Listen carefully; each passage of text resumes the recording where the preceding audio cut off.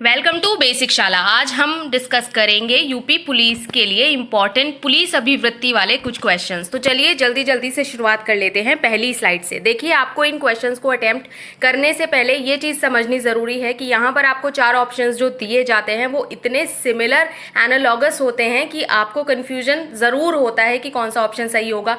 वहाँ पर आपको रियल सिचुएशन, एक्चुअल सिचुएशन के पीछे ना जाकर आइडियल सिचुएशन को पहचानना है और बस उस एक आइडियल पॉइंट को टिक करना है और इस तरह से आपका क्वेश्चन 100% एक्यूरेसी के साथ बन जाएगा। तो चलिए देख लेते हैं।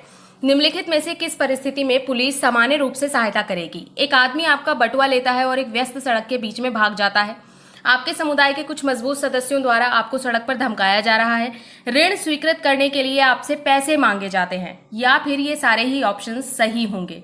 कौन सी सिचुएशन में पुलिस सामान्य रूप से हेल्प कर सकती है? जल्दी जल्दी से सोच लीजिए। Very nice, option D is the correct answer. ये सारी ही सिचुएशंस जब होंगी तो पुलिस हमें कॉमन रूप से, सामान्य रूप से हेल्प करेगी। चलिए बढ़ जाते हैं नेक्स्ट क्वेश्चन पर।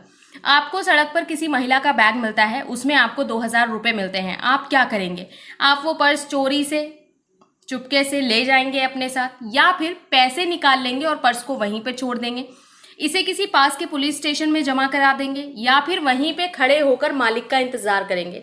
देखिए, अभी मैंने आपको कहा कि हमें एक्चुअल सिचुएशन के पीछे नहीं भागना है। वास्तव में तो अगर किसी को भी एक ऐसा वॉलेट मिलेगा, एक ऐसा क्लच मिलेगा जिसमें 2000 रुपये होंगे, तो शायद ही हम किसी का वेट करेंगे। हम चुपके से उस पर्स को पहले देखेंगे कि किसी ने देखा तो नहीं, और उसके बाद उस पर्स को अपने साथ लेके चले जाएंगे, क्योंकि उसमें अच्छी खासी एक अमाउंट है 2000 रुपये की। लेकिन जो आइडियल सिचुएशन है वो ये है कि आपको इसे किसी करीब के पुलिस स्टेशन में जमा कराना है, यानी कि इस तरह से ऑप्शन सी हो जाएगा हमारा करेक्ट आंसर। चलिए बढ़ जाते हैं नेक्स्ट क्वेश्चन पर।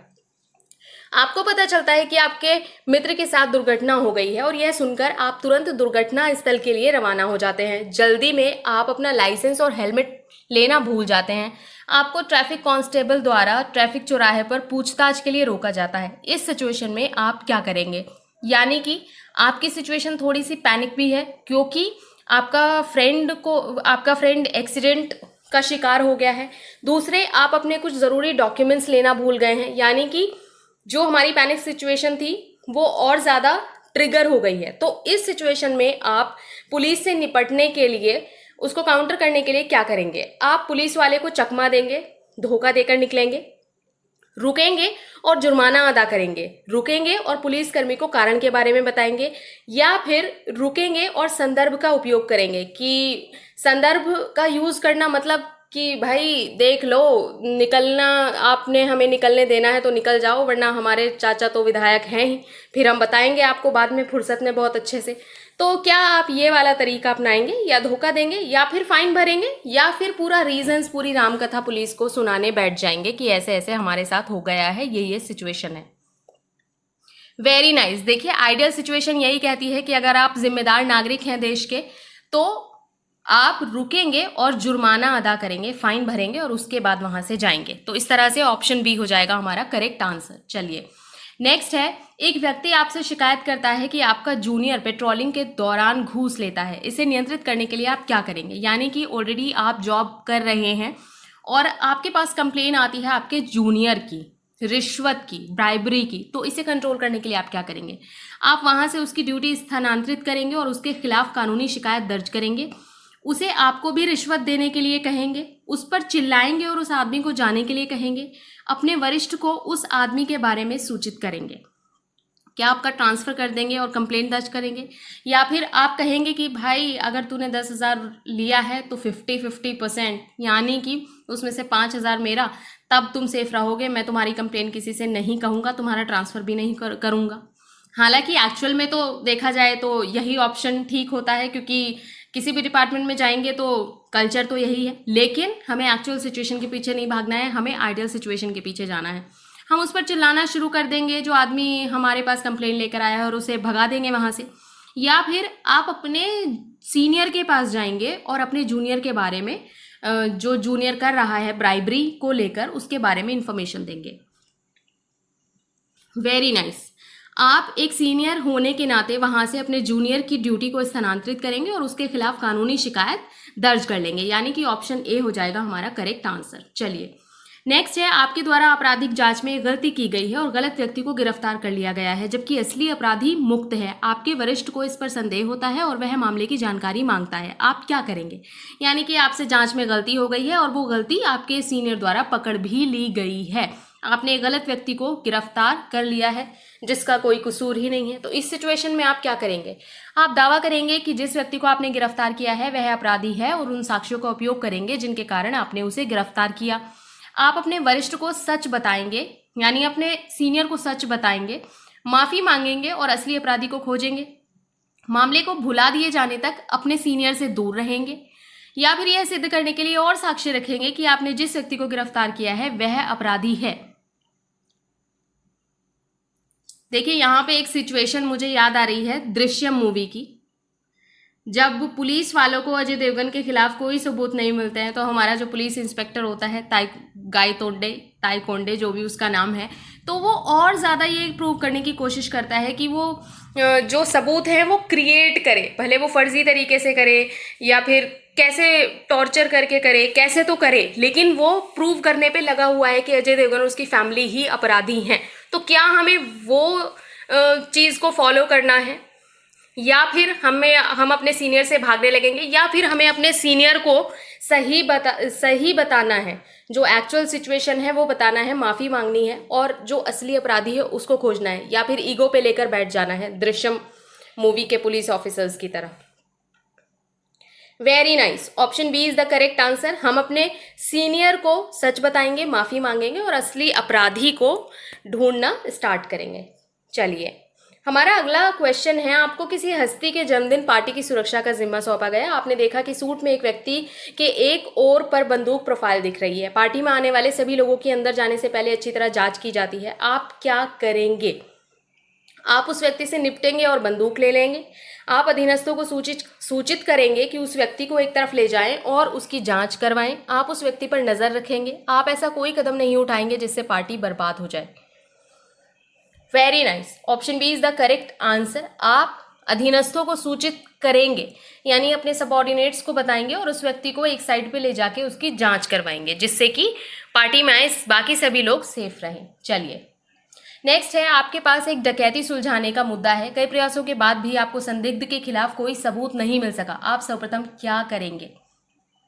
जो एक्चुअल में डकैत है उसके खिलाफ कोई सबूत नहीं मिल पा रहा है, तो as a policeman, as a cop आपको क्या करना चाहिए? क्या आप उसी से बार बार पूछताछ करेंगे और फिर से सबूत खोजने की कोशिश करेंगे? मीडिया को इकट्ठा करेंगे और संदिग्ध को अपराधी के रूप में चित्रित करेंगे? सबूत को इस प्रकार से स्थापित करेंगे कि संदिग्ध को गिरफ्तार किया जा सके, संदिग्ध को छोड़ देंगे और डकैती के मामले को रहस्यमय तरीके से बंद कर देंगे। Very nice, option A is the correct answer. आप संदिग्ध से फिर से इंटेरोगेट करेंगे, फिर से पूछताछ करेंगे, क्योंकि हम बॉलीवुड मूवीज में भी देखते हैं कि जब हमें कोई सबूत नहीं मिलता है तो हम बार बार इंटेरोगेट करते हैं और फिर कहीं ना कहीं से तो जो झूठी बयानबाजी होती है उसमें से ऐसे कुछ स्टेटमेंट्स निकल कर आते हैं जिनके हेल्प से हमें लूप होल मिलते हैं, सबूत मिलते हैं और फिर केस को खड़ा किया जाता है। तो इस तरह से ऑप्शन ए हमारा करेक्ट आंसर हो जाएगा। चलिए नेक्स्ट है, जब आप एक बस में सफ़र करते हैं तो आपको अपने सीट के नीचे एक सूटकेस मिलता है। आप क्या करेंगे? यदि वहाँ पर दावा करने वाला कोई नहीं है तो आप इसे चुपचाप अपने साथ ले जाएंगे, अपने अधिकार में ले लेंगे। सूटकेस खोलकर देखेंगे और उसमें देखेंगे, जानने की कोशिश करेंगे कि क्या है। सूटकेस में कागजात आती से मालिक का पता जानने की कोशिश करेंगे। सूटकेस खोलकर देखेंगे और उसमें जो डॉक्यूमेंट्स हैं फिर मालिक का पता जानेंगे, उनसे कॉन्टैक्ट एस्टैब्लिश करेंगे या फिर पुलिस को मामले की सूचना देंगे। Very nice, option D is the correct answer. हम पुलिस को इस मामले की सूचना देंगे। नेक्स्ट है, आप अपने घर से शहर में सरकारी नौकरी पाने के लिए तैयारी करने आए हैं और आप कठिन परिश्रम करने के बाद भी किसी न किसी कारणों से नौकरी पाने में असफल रहे। इस सिचुएशन में आप क्या करेंगे? आपका पैसा भी लग चुका है, आपका टाइम भी लग चुका है, तो इस सिचुएशन में आप क्या करेंगे? क्या आप प्राइवेट जॉब के ऑप्शंस देखना शुरू कर देंगे या फिर आप अपने घर वापस चले जाएंगे और पिताजी की खेती बाड़ी में मदद करेंगे?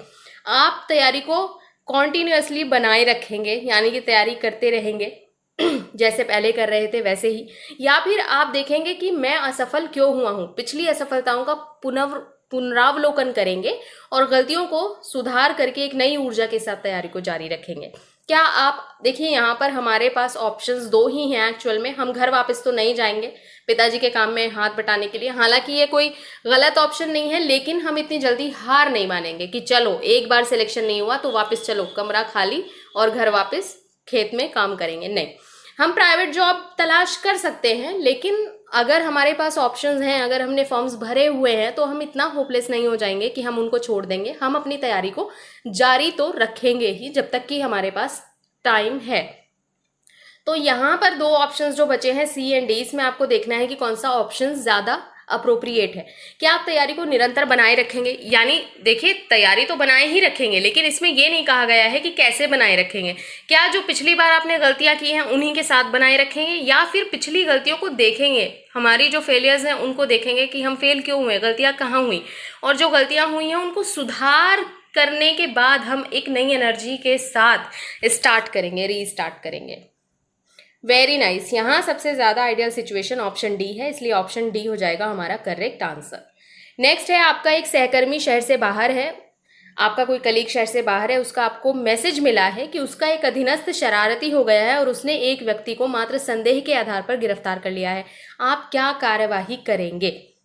यानी कि आपके कलीग ने आपको एक मैसेज भेजा है कि उसका जो सबऑर्डिनेट है वो अपना ड्यूटी ठीक से नहीं कर रहा है और उसको केवल डाउट हुआ और उसने किसी को अरेस्ट कर लिया है। तो इस सिचुएशन में आप क्या कार्यवाही करेंगे? आप अधीनस्थ को निलंबित कर देंगे और गिरफ्तार व्यक्ति को रिहा कर देंगे। आप गिरफ्तार व्यक्ति को रिहा कर देंगे और उसकी जगह जो आपके कलीग का सबऑर्डिनेट है उसको अरेस्ट कर लेंगे, उसको गिरफ्तार कर लेंगे। गिरफ्तार व्यक्ति को रिहा कर देंगे और अधीनस्थ को गिरफ्तार करने से पहले जांच और आरोप सिद्ध करने का आदेश देंगे। मामले को अनदेखा कर देंगे क्योंकि यह आपके प्रभाग से संबंधित नहीं है। Very nice, option C is the correct answer. आप जो व्यक्ति गिरफ्तार हुआ है, जिसको बिना किसी साक्ष्यों के आधार पर गिरफ्तार किया गया है, सबसे पहले तो आप उसको रिहा करेंगे क्योंकि ये इलीगल चीज है और पकड़ी गई तो फिर बहुत एक बड़ी मुसीबत क्रिएट हो सकती है। सबसे पहले आप उसको रिहा करवाएंगे और अपने कलीग के सबऑर्डिनेट को बताएंगे कि अगली बार ऐसा करने से पहले ठीक से जांच ले, आरोप सिद्ध कर ले, सबूत जुटा ले और फिर ही किसी को गिरफ्तार करे। चलिए नेक्स्ट है, आपका अधीनस्थ हत्या के मामले में सबूत छिपाने में शामिल है। फिर से आपके सबऑर्डिनेट से एक क्वेश्चन आया है। वो सबूत छिपा रहा है किसी मर्डर केस के, क्योंकि जिस पर मर्डर का चार्ज है, लगने वाला है, वो उसका फ्रेंड है। हत्या की जांच के प्रभारी निरीक्षक के रूप में आपकी कार्यवाही क्या होगी? और इसके जो प्रभारी निरीक्षक हैं, मर्डर के जो इन्वेस्टिगेटिंग ऑफिसर हैं, वो आप हैं। तो इस सिचुएशन में आप क्या करेंगे? आप अपने सबऑर्डिनेट को तुरंत सस्पेंड कर देंगे और उसे सबूत सामने लाने का आदेश देंगे। आप अधीनस्थ के खिलाफ न्याय में बाधा डालने की शिकायत दर्ज कराएंगे। आप आगे की पूछताछ के लिए संदिग्ध के साथ साथ अधीनस्थ को भी लाएंगे, या फिर ये सारे ही उपाय आप अपना सकते हैं। क्या आपको उसको सस्पेंड करना चाहिए? क्योंकि आपके पास अथॉरिटी है, आप सीनियर हैं, और उसको बोलेंगे कि वो जो सबूत छिपा रहा है वो सामने लेके आए। क्या आप उसके खिलाफ शिकायत दर्ज करेंगे? क्या आप उसको भी पूछताछ के लिए आगे लेके आएंगे, या फिर ये सारे ही जो उपाय हैं वो आप अपना सकते हैं? Very nice, option D is the correct answer. ये सारे ही उपाय आप अपना सकते हैं क्योंकि आप इन्वेस्टिगेटिंग ऑफिसर हैं उस मर्डर केस की। चलिए नेक्स्ट देख लेते हैं, निम्नलिखित में से किन परिस्थितियों में एक आम आदमी पुलिस को बुला सकता है? जब मंत्री द्वारा उनकी याचिका को खारिज करने के बाद श्रमिकों द्वारा विरोध प्रदर्शन हिंसक रूप ले लेता है। कहीं श्रमिक थे, उन्होंने एक पिटीशन फाइल करी और मंत्री ने उसको खारिज कर दिया, और जो श्रमिक थे हमारे वो भड़क गए, उन्होंने हिंसा का रास्ता अपना लिया और मारपीट करने लगे लोगों के साथ, पुलिस के साथ, या फिर आग लगाने लगे, सरकारी संपत्ति को नुकसान पहुंचाने लगे। उस सिचुएशन में एक आम आदमी पुलिस को बुला सकता है। या फिर एक राजनेता का बेटा नशे में चूर होकर जनता में अराजकता उत्पन्न कर रहा है, जैसे कि ये बिल्कुल आई थिंक करेंट अफेयर से जुड़ा हुआ एक हमारा एग्जाम्पल है कि कोई एमएलए था, यूपी का ये केस है, और उसने ड्रंक ड्राइव केस था, उसके ऊपर उसने शायद किसानों के ऊपर गाड़ी चढ़ा दी थी। तो ये उसी से मिलता जुलता एक एग्जाम्पल है, आपको याद हो तो। ईस्ट यूपी का ये केस है। या फिर एक राजनेता दूसरी पार्टी के समर्थकों को अगर धमका रहा है, उस सिचुएशन में एक आम आदमी पुलिस को बुला सकता है, या फिर इन सारी ही सिचुएशन में एक आम आदमी पुलिस को कॉल करके बुला सकता है।